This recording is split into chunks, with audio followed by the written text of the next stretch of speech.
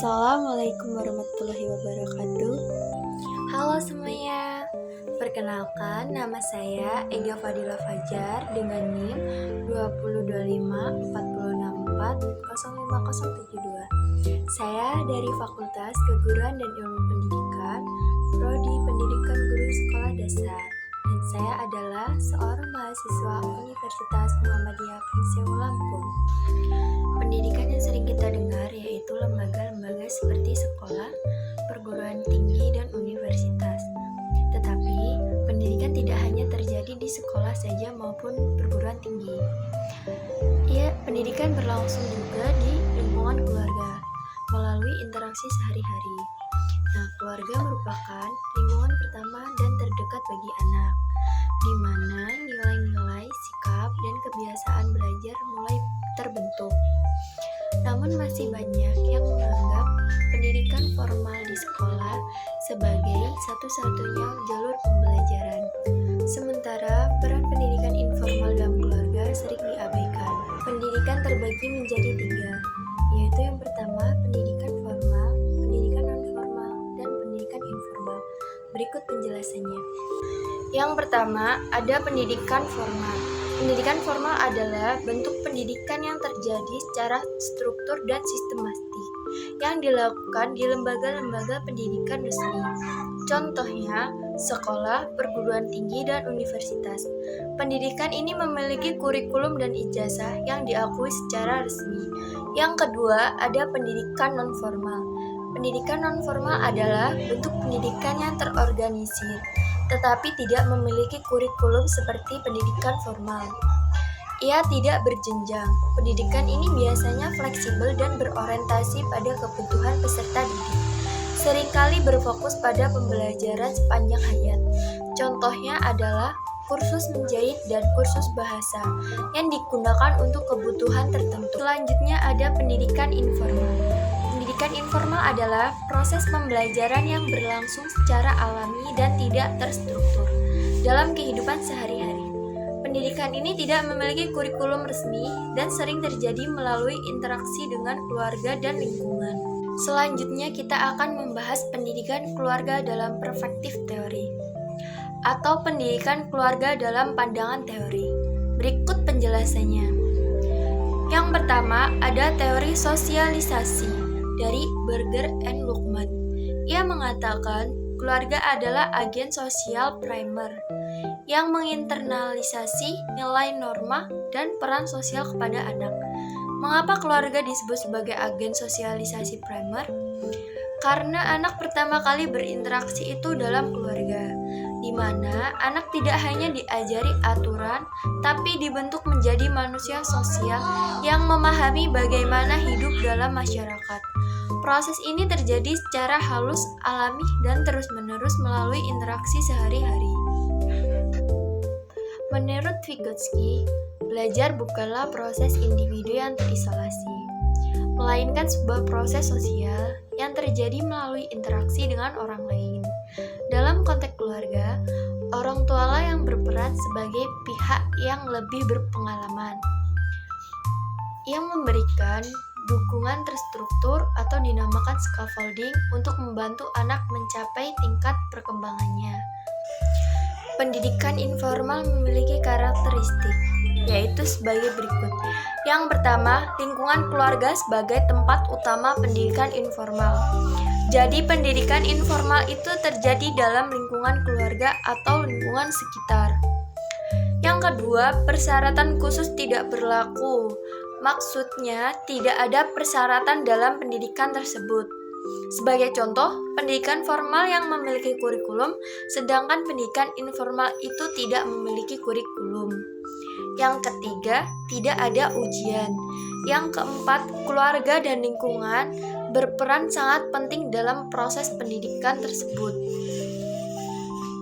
Sebagaimana orang tua dapat diibaratkan sebagai guru yang mengajarkan bagaimana caranya bersikap sopan santun terhadap orang tua. Selanjutnya, pendidikan informal tidak memiliki kurikulum atau bisa dikatakan pendidikan formal itu terjadi secara bebas. Jenjang pendidikan atau tingkat pendidikan tidak berlaku dalam pendidikan informal. Yang ketujuh, pendidikan informal dilakukan tanpa adanya batasan waktu atau ruang. Nomor 8, guru pada pendidikan informal adalah orang tua mereka sendiri. Yang kesembilan, dalam pendidikan informal tidak adanya sistem manajemen yang terstruktur. Yang terakhir, tidak dibutuhkannya ijazah dalam pendidikan informal atau tidak adanya Pendidikan ijazah. formal dan informal bukanlah dua entitas yang terpisah, melainkan saling melengkapi.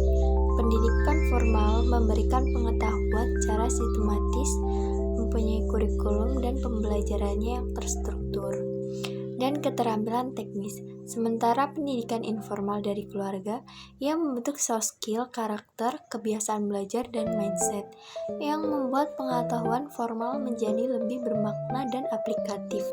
Selanjutnya, ada peran pendidikan informal dalam keluarga yang mampu mendukung pendidikan formal. Peran ini dapat terwujudkan melalui beberapa mekanisme. Yang pertama, pembangunan fondasi karakter dan sikap, yaitu seperti disiplin, rasa ingin tahu, kejujuran, dan tanggung jawab yang diajarkan saat di rumah. Ini akan menjadi bekal untuk berperilaku dan bersikap nantinya di sekolah atau pendidikan formal tersebut. Yang kedua, ada penguatan motivasi dan budaya literasi, di mana keluarga yang menciptakan budaya membaca, diskusi, dan apresiasi terhadap ilmu pengetahuan akan menumbuhkan motivasi interesting anak untuk belajar di sekolah.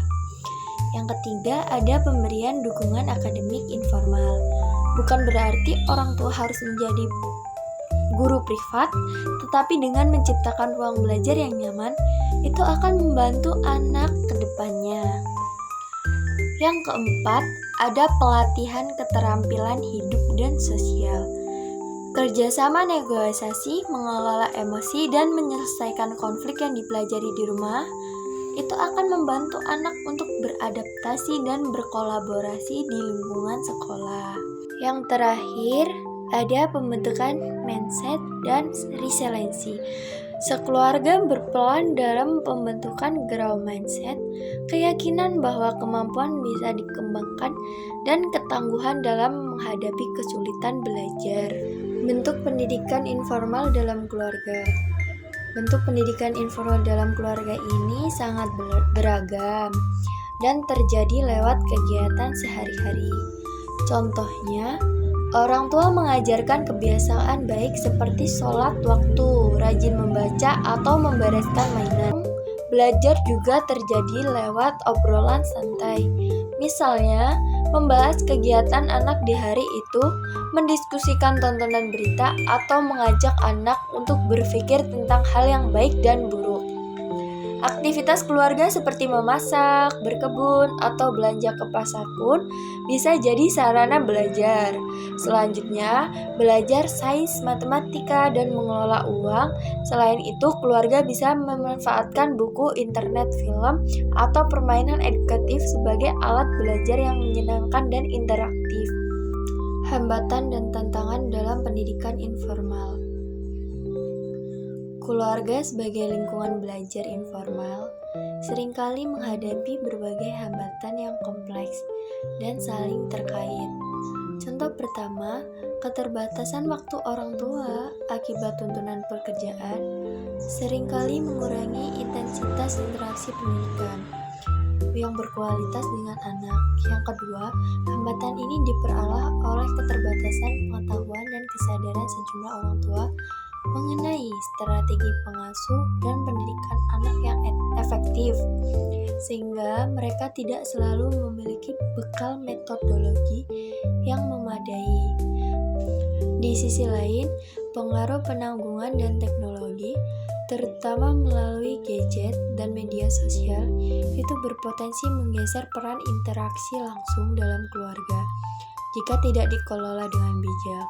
Selain itu, dinamika keluarga yang tidak harmonis, seperti konflik antara orang tua atau tekanan ekonomi yang berat, dapat menciptakan lingkungan psikologis yang tidak kondusif.